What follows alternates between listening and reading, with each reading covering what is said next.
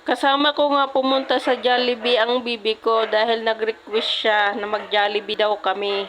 Hindi na nga namin kasama si ate dahil nag-Jollibee na siya sa SM noong 25. Kaya si Bunso na lang ang mag-Jollibee ngayon mga idol. Pagpasok nga namin dito sa Jollibee mga idol, tumigil nga ako saglit dahil nanibago ako. May machine na kasi sila na kung saan pwede ka mag-order bago ka pumunta ng cashier. Matagal-tagal na rin kasi na hindi ako nakapasok ng Jollibee mga idol. Tapos nga mga idol, dumiretso pa rin ako sa cashier. Kala ko pwede mag-order. Tapos pinabalik kami dyan sa machine para kumuha ng order. Para yung juwa mo na pinaikot-ikot ka muna bago ka sagutin.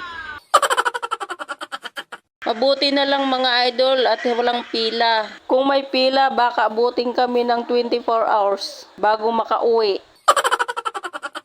Hinintay ko nga matapos magbayad yung isang customer bago ako nagtanong kay ate. Hindi ko na nga rin ipaparinig sa inyo mga idol kung ano yung itinanong ko kay ate. Pagkatapos ko nga magtanong kay ate, bumalik kami dyan sa machine mga idol para kumuha ng order.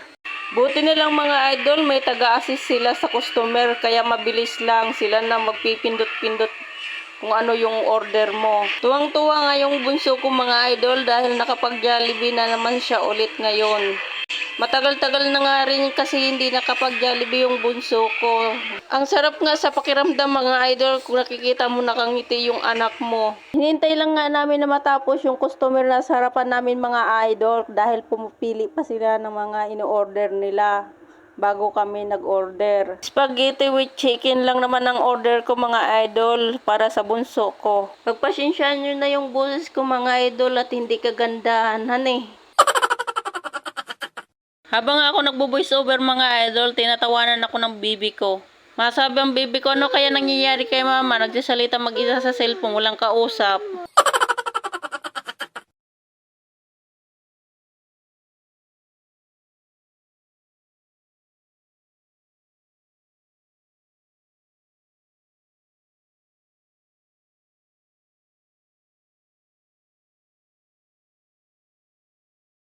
Pagkatapos ko nga kumuha ng order mga idol, bumalik nga ako sa cashier para magbayad ng in-order namin. Tinik out ko na lang nga yung in-order ko mga idol para sa bahay niya na lang kainin. Naghintay nga lang kami ng ilang minuto bago namin nakuha yung order namin. Hanggang dito na lang yung video ko mga idol. Thank you for watching.